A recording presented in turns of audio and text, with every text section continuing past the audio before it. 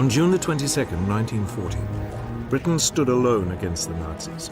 France had surrendered, and Prime Minister Winston Churchill could only growl defiance. We shall fight on the beaches, we shall fight on the landing grounds, we shall fight in the fields and in the streets, we shall fight in the hills, we shall never surrender. Britain still had all the resources of its vast empire. Canada, Australia, New Zealand, South Africa, India, and a host of other territories had all been quick to declare war on Germany. But they were thousands of miles away, across the oceans, and their military power could not be brought to bear where it mattered. Britain's situation seemed hopeless, and Hitler had no doubt that Britain would soon try to negotiate a peace. But Churchill quickly showed how determined he was prepared to be in the war against the Nazis.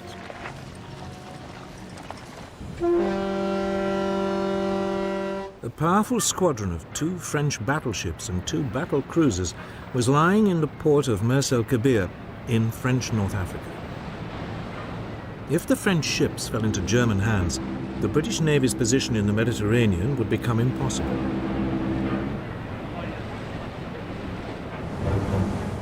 So on July the 3rd, a Royal Navy task force demanded that the French ships either join it or sail to a neutral port to be interned. The French refused. So the British opened fire on their former allies.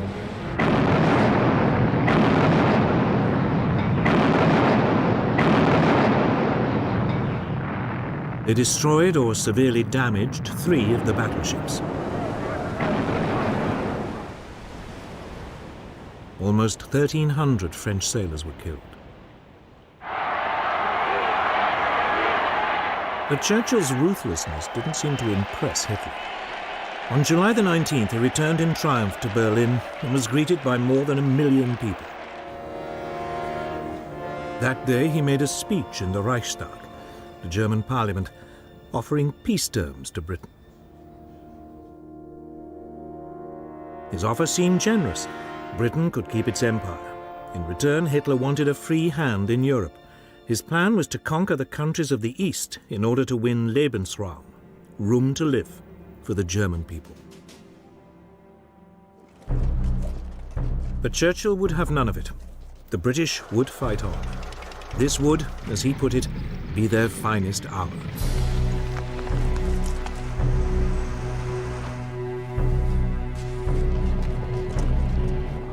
Churchill's defiance was immensely popular. King George VI wrote in his diary, "Personally, I feel happier now that we have no more allies to be polite to and to pamper."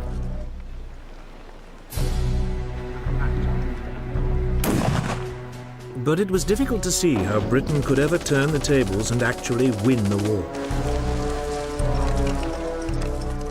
The British Army might have survived Dunkirk, but it had lost almost all its tanks, artillery, and transport in the evacuation.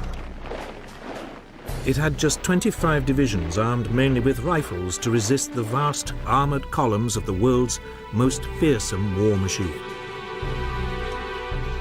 So there was little to be done except dig in and wait. Coastal defences were prepared and concrete strongpoints built all across southern England. Signposts on roads were removed to make it harder for any invaders to find their way around. Large open areas were littered with obstacles to deter airborne troops. A volunteer defence force, the Home Guard, was recruited. It was made up of men who were otherwise ineligible to fight, often because of their age.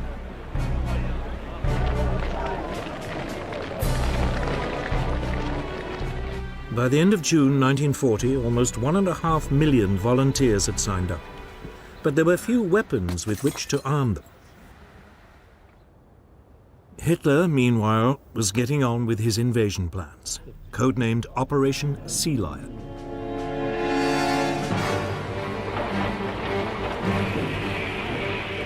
some 20 divisions would be landed on a broad front along England's south coast. Barges were gathered from all over northwest Europe. These were hurriedly converted into makeshift landing craft. Troops were trained for beach landings. But for all Hitler's bravado, those planning sea lion were worried. Hitler might dismiss the English Channel as just another river to be crossed. But Britain's navy was still the largest in the world. It might be stretched thin by its worldwide commitments, but the Royal Navy's home fleet far outnumbered the German navy. The German naval chief, Admiral Erich Raeder, had no confidence that he could seize control of the English Channel for long enough to get the army across.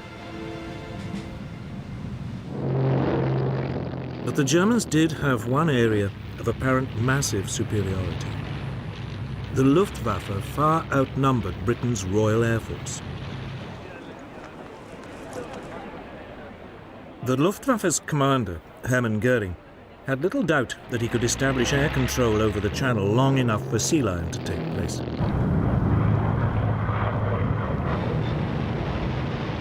On July the 10th, the Luftwaffe began attacking shipping in the Channel.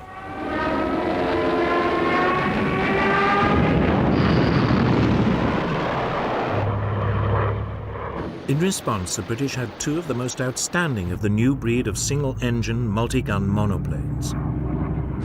The Supermarine Spitfire and the Hawker Hurricane. The Spitfire was slightly faster and more agile than its German rival, the Messerschmitt Bf 109, which escorted the German bombers. It would be used to intercept these. The Hurricane would prove a lethal bomber kill.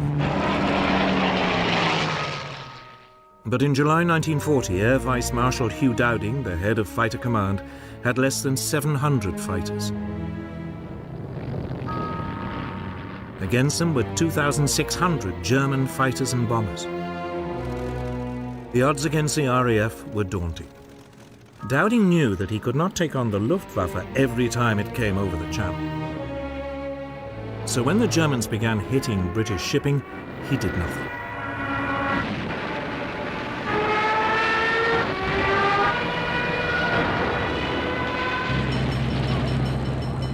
Instead, he would only use the RAF to stop the Luftwaffe from establishing the air supremacy needed for invasion. So he would only take on its big attacks. To help him, the British had one crucial innovation: radar. By the 1930s, scientists in both Britain and Germany knew that objects well beyond human sight could be detected by bouncing radio pulses off them and measuring the time it took for the signals to return. In Britain, a team of scientists led by Robert Watson Watt began developing radar as a means of detecting approaching aircraft at long range. Their work was seized upon by Dowding. He made radar the core of the world's first integrated air defense system.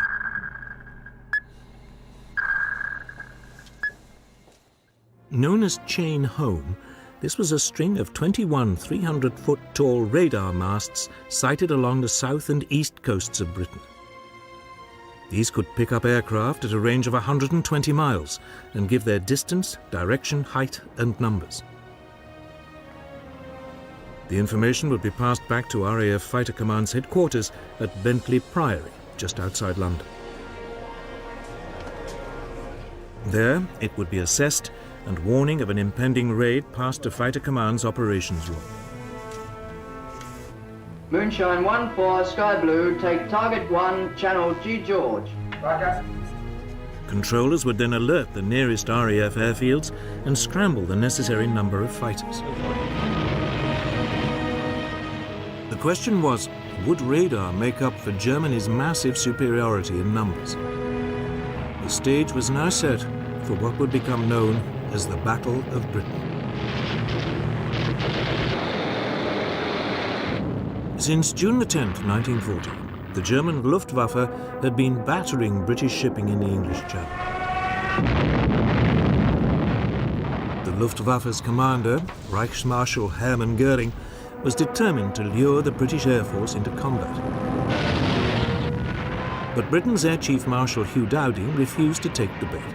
He used his fighters sparingly, knowing that the real battle was still to come.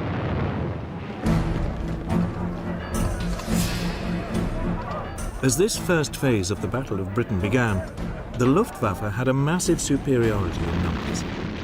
It had 1,100 single-engine fighters available to the Royal Air Force's 700. Almost all the German fighters were the excellent Messerschmitt Bf 109E, with a top speed of around 350 miles an hour. About two-thirds of the British fighters were Hawker Hurricanes, slower than the 109s but more agile. The remainder were Supermarine Spitfires, with a top speed similar to the 109s.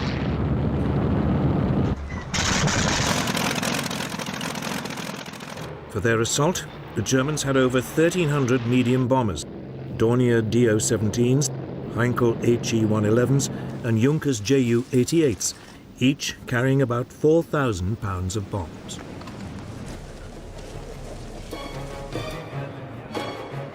Göring selected August the 13th as Adlertag, Eagle Day, for the start of his main assault.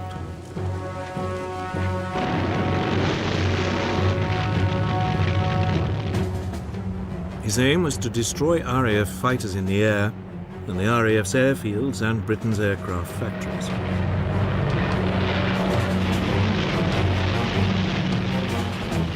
Softening up attacks were made the day before. These concentrated on the airfields and the radar towers along the south coast.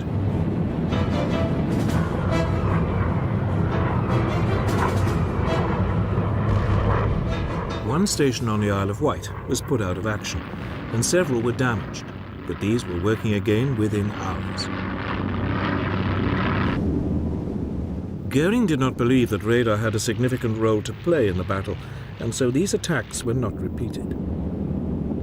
It was a big mistake.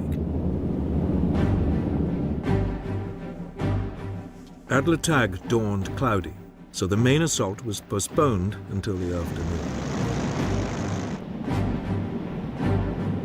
When it came, radar gave ample warning. Mass calling. Planes heard 3 miles southwest.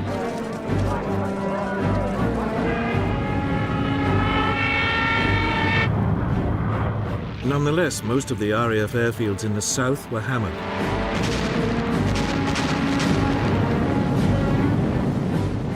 But by the end of the day, none had been put out of action. The Luftwaffe lost 46 aircraft. Britain, just 13.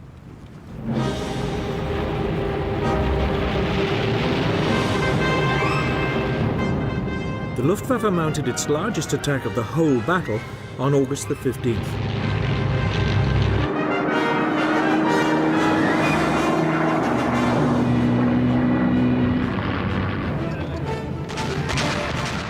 Waves of heavily escorted German bombers forced their way through to the RAF airfields. The RAF was so overstretched that some pilots flew 7 sorties that day. By the time the raids died away, some 90 German aircraft had been shot down for the loss of 42 British fighters.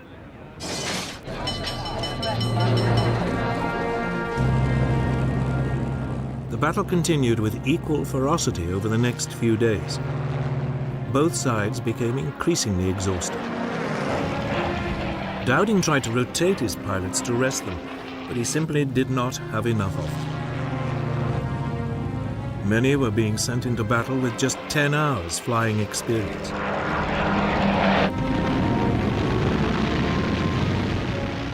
The Luftwaffe was suffering too. Its pilots were shocked and increasingly demoralized by the resilience of the British. The RAF fighters always seemed to be waiting for them.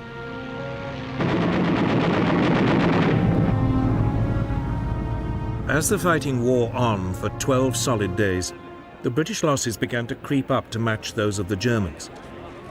The Royal Air Force was close to breaking. To turn the screw, Goering began using his bombers to attack at night as well. But this decision had an unexpected outcome. On the night of August the 24th, a flight of Heinkel bombers lost its way and bombed the city of London.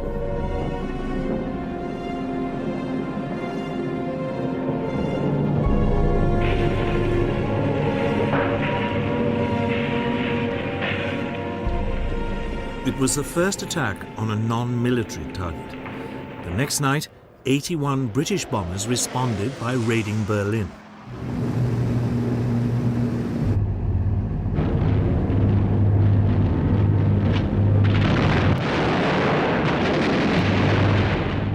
Hitler was infuriated and demanded massive retaliation.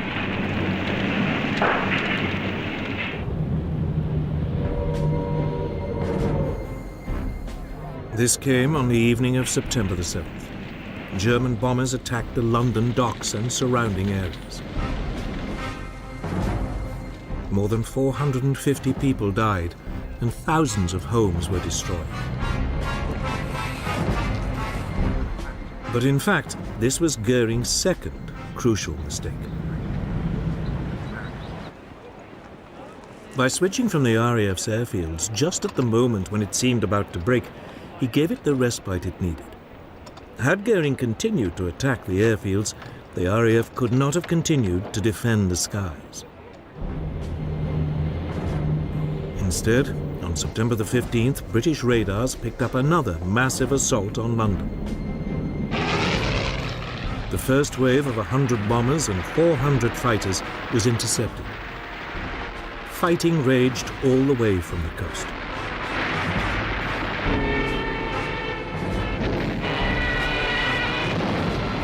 In the afternoon, another fleet of 150 bombers renewed the attack. Winston Churchill was at Fighter Command headquarters that day. After he heard controllers calling in reinforcements from neighboring groups, he asked, "What other reserves have we got?" The reply was, "There are none."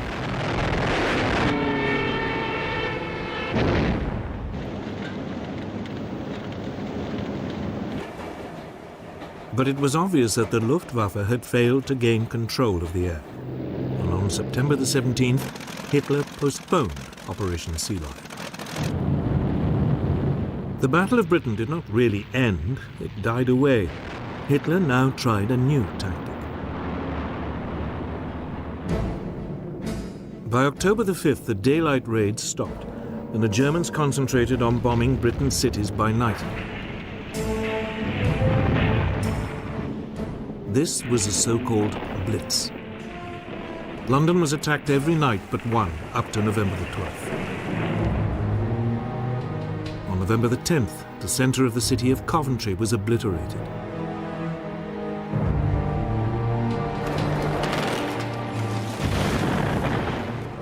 The Blitz continued into 1941, with the last major raid being made on London on the night of May the 10th.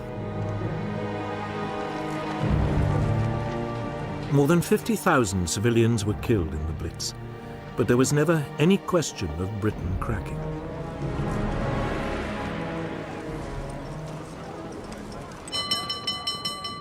Victory in the Battle of Britain was a moment of huge national relief. Pilots had come from all over the empire to join the RAF, and from countries occupied by the Nazis like Poland and Czechoslovakia. Churchill summed up the nation's gratitude. Never in the field of human conflict was so much owed by so many to so few. But for Hitler, this was no more than an irritating setback. Britain, he was convinced, could never be a serious threat. So he now turned to Eastern Europe. For Britain, there was now a chance to rebuild with a view one day to taking the fight to the enemy. But to do that, Churchill would need help.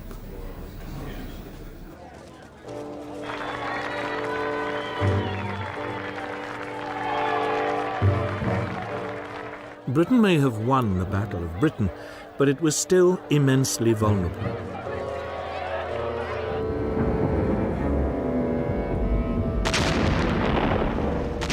Night after night, its cities were hammered by the Nazis' blitz.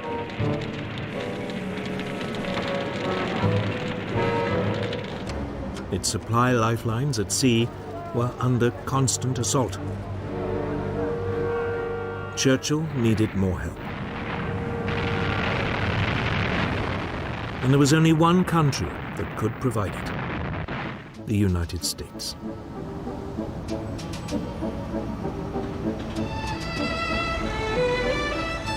By 1940, the US had recovered from the Great Depression and the economy was booming again. It had immense reserves of manpower and unrivaled industrial strength. But the people of the United States were utterly opposed to becoming involved yet again in Europe's wars.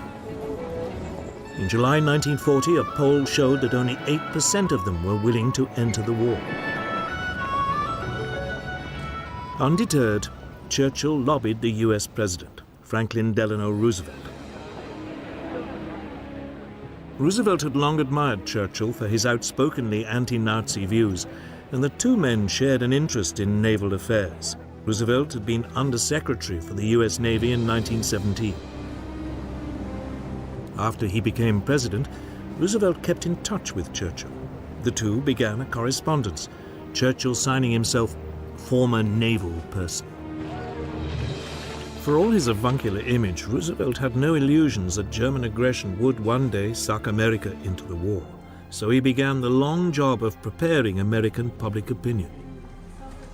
I am a pacifist, but I believe you and I will act together to protect and to defend our science, our culture, our American freedom, and our civilization. In July 1940, he got approval for a massive expansion of the US Navy, including the building of 6 large battleships and a new class of aircraft carriers. The following month, Congress agreed that the National Guard and other reserves should be called up for 1 year's active duty. And in September, the large expansion of the 150,000-strong US Army was agreed, with a limited number of conscripts being chosen by lottery. The first number drawn by the Secretary of War is serial number 158. That same month, Roosevelt announced a deal under which the US would supply Britain with 50 World War I destroyers in return for 99-year leases on bases in Newfoundland and the Caribbean. The British Navy, desperate for more escorts to fight the U-boats, began taking them over within days of the deal being signed. The clearest sign that Roosevelt was slowly winning the argument came in the November 1940 presidential election, when he convincingly defeated the isolationist Wendell Willkie with 27 million votes to 22 million.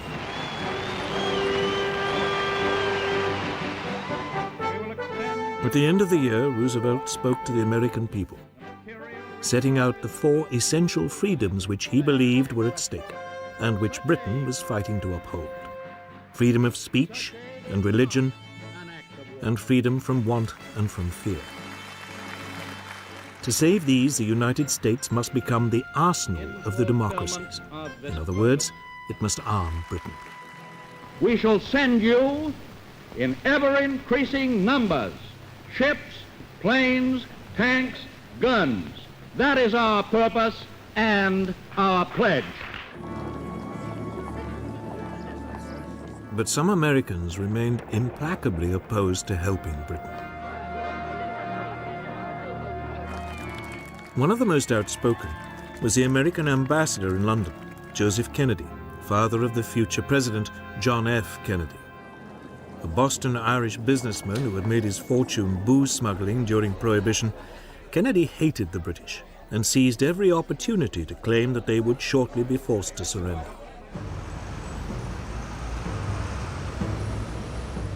However, Kennedy's virulence was counterbalanced by the growing admiration many Americans felt for the bravery shown by the British people during the Blitz. In particular, the broadcasts by the CBS London correspondent Ed Murrow helped to change public opinion.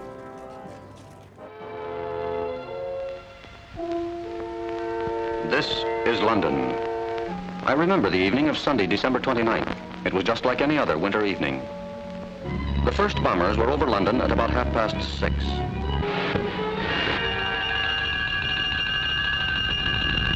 Soon the fires hissed from the top-story windows. Hitler once boasted, "I will rub out their cities." This is what he meant.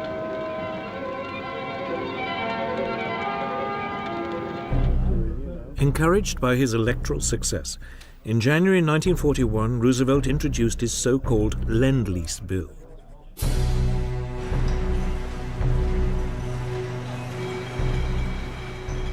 The United States would supply weapons and war material to Britain and China, which was still struggling desperately against the invading Japanese.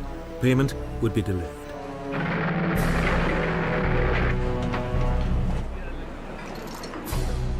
Roosevelt likened Lend-Lease to lending a neighbor a hose to put out a fire. He would worry about the payback later. Roosevelt was also being canny. It also meant that, unlike in 1917, if America had to enter the war, it already would have a substantial weapons industry. American war preparations didn't end there. Roosevelt secretly authorized U.S. military staffs to discuss a common strategy with the British should America enter the war. By April 1941, he felt confident enough to take another step to help Britain at sea. He greatly extended the Pan-American Security Zone, the area within which U.S. warships would protect U.S. merchant vessels.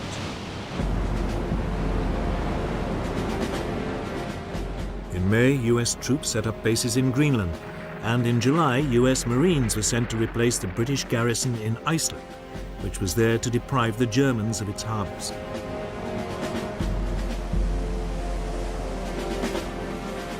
The U.S. Navy also began providing limited convoy escorts, particularly for U.S. ships carrying Lend-Lease materials.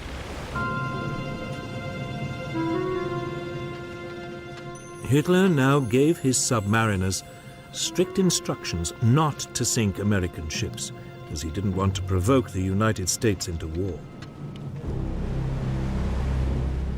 But inevitably, there were clashes. On September 4th, 1941, a British aircraft attacked a German submarine.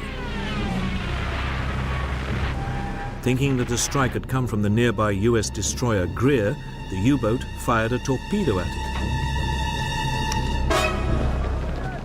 The Greer responded with depth charges, and there was a running battle which lasted 3 hours.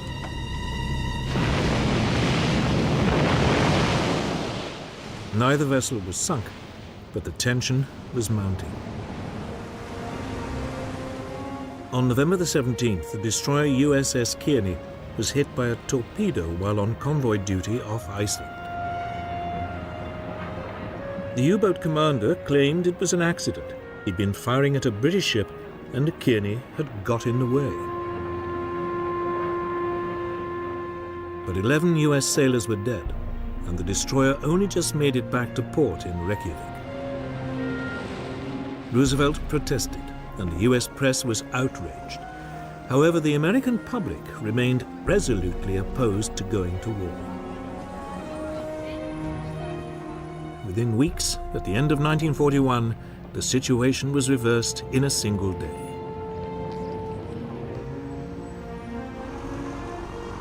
But in the meantime, Britain would have to fight on alone.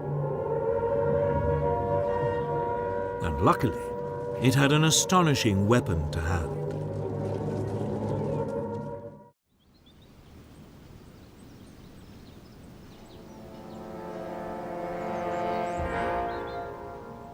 It looks like just another mansion in the English countryside, a bit run down. But Bletchley Park once contained a secret that fundamentally affected the course of World War II. Because it was at Bletchley that Britain worked out how to read Germany's most secret codes. Since the mid-1930s, all the German armed forces and intelligence departments had adopted a standard machine for encoding their messages. The cipher machine E, better known as Enigma. It was developed in the early 1920s as a handy tool for businessmen to keep commercial messages secret. It was powered by a battery, and its encoded messages were transmitted in Morse code to be decoded on a second Enigma machine at the receiving end. The critical element of the machine was 3 rotors, which could be set to scramble the message in a way which could only be unscrambled by another machine with the same settings. The rotors could be replaced and set differently. As a result, each letter typed could come up in any one of 150 million ways. Given the almost infinite number of settings, it was not surprising that the Germans remained convinced throughout the war that Enigma was uncrackable.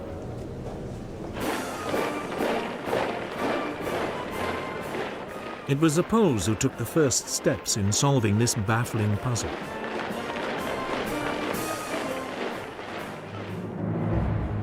They knew of the existence of the Enigma machine and assembled a team of top mathematicians to crack it.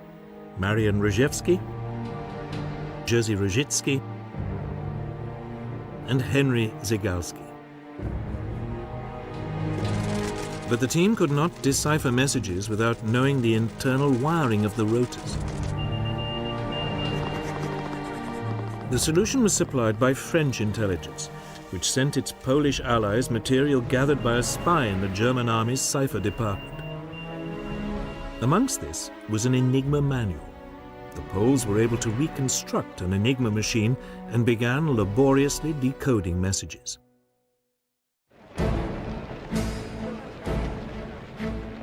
By July 1939, Hitler was sounding increasingly threatening towards Poland. Britain and France had promised to come to its aid. It was clear that war was coming. So intelligence officers from the 3 allies met in Warsaw. There, the British and French were astonished at how much the Poles had done in decoding Enigma, and the Poles agreed to send 2 of their reconstructed machines to London. Just 2 weeks after they were handed over, Poland was invaded.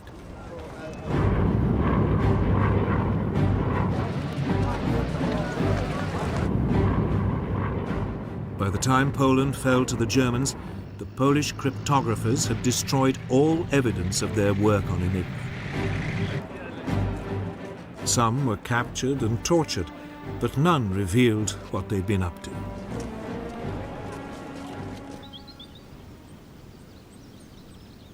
The task was now taken up by the British at their government code and cipher school at Bletchley Park near London. Its head was Commander Alistair Denniston. Denniston recruited a strange collection of mathematicians, chess masters, and crossword puzzle experts to continue the decoding. Among these experts was Alan Turing at Cambridge Don. In 1936, Turing had described the idea of a universal computing machine, a machine that he believed would one day be able to solve all mathematical problems. He used his ideas to design decryption machines known as bronze goddesses. The raw material for Bletchley came from the British Y service, a chain of radio listening stations which monitored and recorded German transmissions. The messages were fed into Bletchley's bronze goddesses, and permutations run until at last the key was found.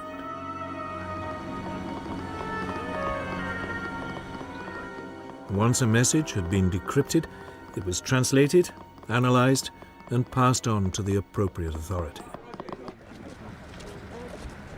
From the moment he became Prime Minister and learned of Bletchley's work, Winston Churchill understood its extraordinary importance. He referred to Bletchley's output as his ultra-secret information, and Ultra became its code name. The distribution of Ultra was tightly controlled. Senior commanders were shown only that information which directly concerned their operations. The need to keep the source of the intelligence secret was so great that Churchill insisted that no action could be taken on the basis of Ultra material unless a cover plan had been developed to convince the Germans that the intelligence must have come from another source.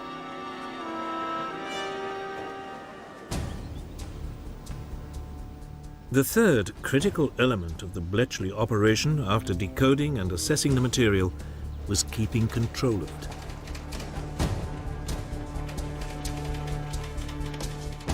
Often Ultra revealed vital information about German plans and actions. News of forthcoming attacks and other intelligence was filed away in a massive card index system. This was constantly mined for answers to questions great and small. By the end of the war, Bletchley was decoding much of the German traffic almost as fast as it was being sent. It was jokingly said that it would have been quicker for a German commander to ring Bletchley to get his orders. It was at sea that the Allies first became aware of how vital information from Ultra could be. An early example of its potential came on June 8, 1940. The British aircraft carrier Glorious was covering the convoys withdrawing Allied troops from Norway when Bletchley decoded signals showing the German battlecruisers Scharnhorst and Gneisenau were approaching its position. A warning was passed to Royal Navy headquarters, but unaware of how accurate the information was likely to be, this chose not to pass it on.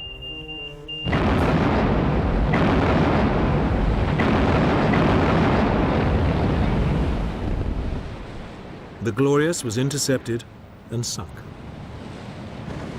The British Navy had learned the hard way just how important the new source of intelligence could be.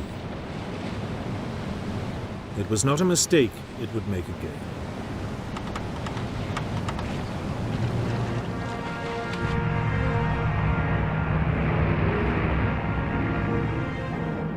Bletchley also performed a critical role in the build-up to the Battle of Britain.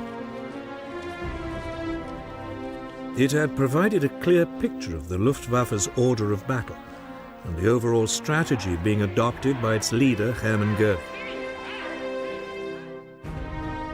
This information convinced the head of British Fighter Command, Air Vice Marshal Hugh Dowding, that his tactic of committing his fighters bit by bit rather than in large numbers was the correct one, a tactic that played a crucial part in preserving the RAF's narrow winning margin.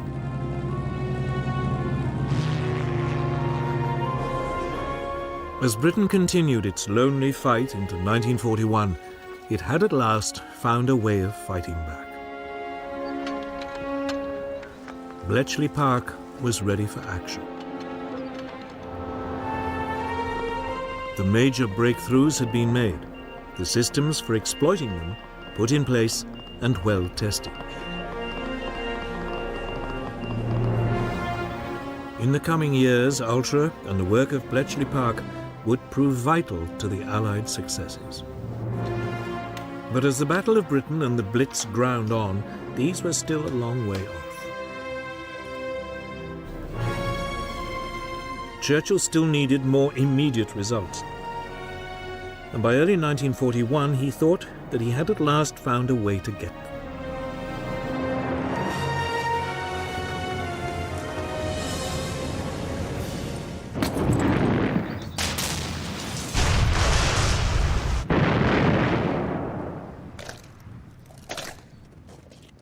Nazi Germany might now control most of Western Europe, but Britain's Prime Minister, Winston Churchill now decided to take the war to the Germans. We shall not flinch from the supreme trial. All will come right out of the depths. Even before France had surrendered, he was looking for ways of striking back and of keeping resistance alive in the countries which had been overrun.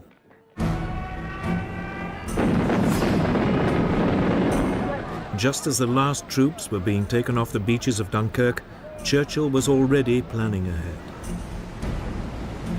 He wrote to his chiefs of staff demanding the formation of raiding forces which could attack the coasts of occupied Europe. Within a few days, a call for volunteers had been circulated to create a force of 5,000 men. They were to be called commandos, after the highly mobile Boer units which had fought the British for 3 years in South Africa at the turn of the century. 10 commando units, each of 500 men, were set up. They began practicing attacks from the sea.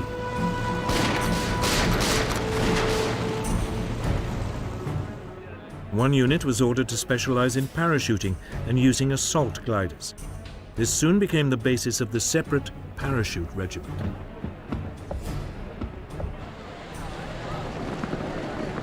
Admiral Sir Roger Keyes was appointed Director of Combined Operations. Churchill instructed him to prepare to mount 3 major raids as soon as the threat of an invasion of Britain had passed. One of Keyes' first tasks was to develop ships which could land his new troops. 3 cross-channel ferries were converted so as to carry landing craft.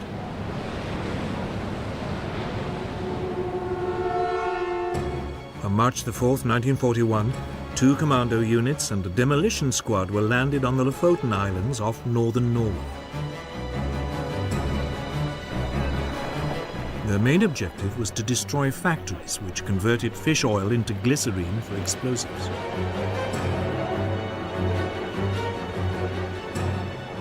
The commandos achieved total surprise and landed without a shot being fired. A German armed trawler in the harbour was seized. They quickly destroyed the factories and the fish oil tanks.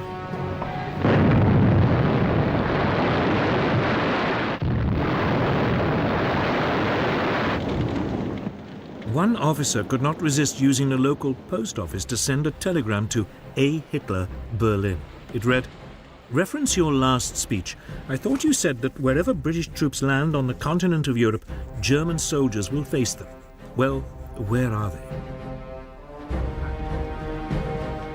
The commandos then rounded up 60 Norwegian collaborators and 225 German prisoners before returning without any losses.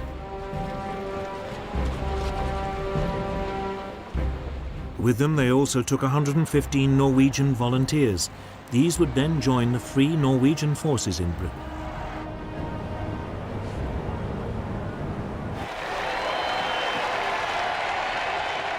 The Lofoten raid was an enormous public relations success and a huge boost for British morale. But its most important result was one which could not be publicized: the capture of a set of rotors for an Enigma machine. Although the machine had been thrown overboard from the armed trawler, its crew forgot the spares. They were to give invaluable help to the cryptographers of Bletchley Park in breaking the German naval codes.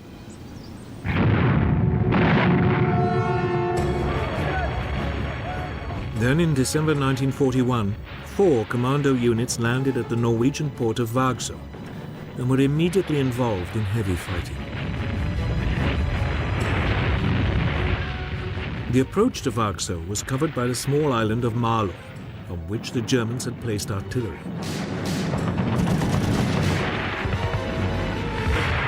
This was quickly overrun, but across the water in Vagsø, the fighting was intense.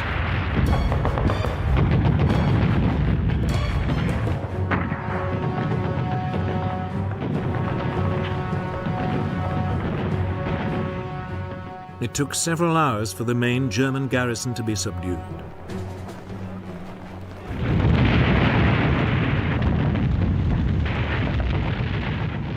The commandos then blew up several factories and sank 8 ships before withdrawing. These raids convinced Hitler that sooner or later the British would attempt to retake Norway. So for the remaining 4 years of the war, he kept some 250,000 troops there. Troops which might have proved vital on other fronts. But effective as they were, commando raids were not enough to stop the Nazis. Churchill needed other ways to hurt them, so he focused on the resistance movements in the occupied countries.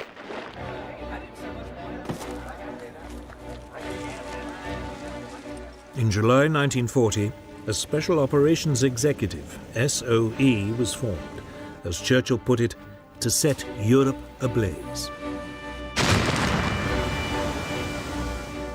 Its objectives were to encourage sabotage of the enemy war effort, gather intelligence and prepare clandestine forces to disrupt German defenses.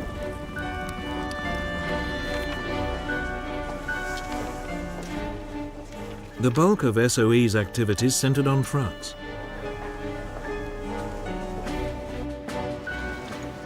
Soon agents were recruited in Britain to build up and coordinate the French resistance networks. Radio operators and couriers were also trained to support them.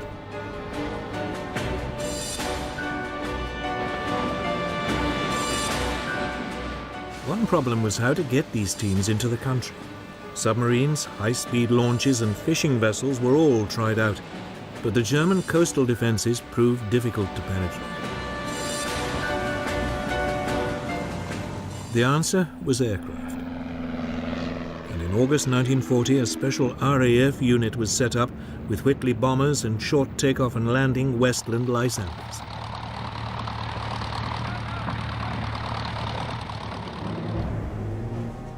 Agents and equipment were either parachuted in from the bombers or flown in and brought out by the Lysanders.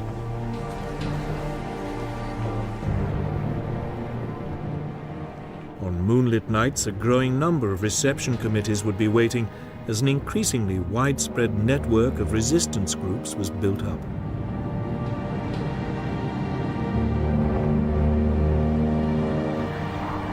But all the while, they were hunted by an increasingly sophisticated German counter-espionage system. This used direction-finding equipment to locate hidden radios and double agents to infiltrate networks. The work of SOE agents was desperately perilous, and their life expectancy short. The slightest lapse in concentration might betray them to the Gestapo. Many suffered torture and death. But Churchill was sure it was worth it.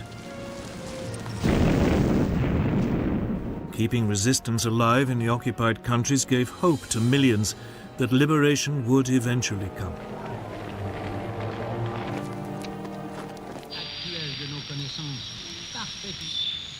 The British Broadcasting Corporation, the BBC, was also enlisted to raise the hopes of those living under German rule. They broadcast the news in all the languages of the occupied countries. The German penalty for listening to these bulletins was death. But people tuned in regardless. The BBC also played a crucial role in transmitting coded messages to resistance groups. These always came after the 9 o'clock news. Message très important pour le chef de Gaël. Attention, il va pleuvoir bougrement ce soir. For the peoples of occupied Europe, the prospect of liberation might only be a distant dream, but in the middle of 1941 it suddenly became more likely. For by then, Britain was no longer alone in fighting Nazism. It had gained a massive ally, but it wasn't America, which Churchill had assiduously been courting. It was the Soviet Union.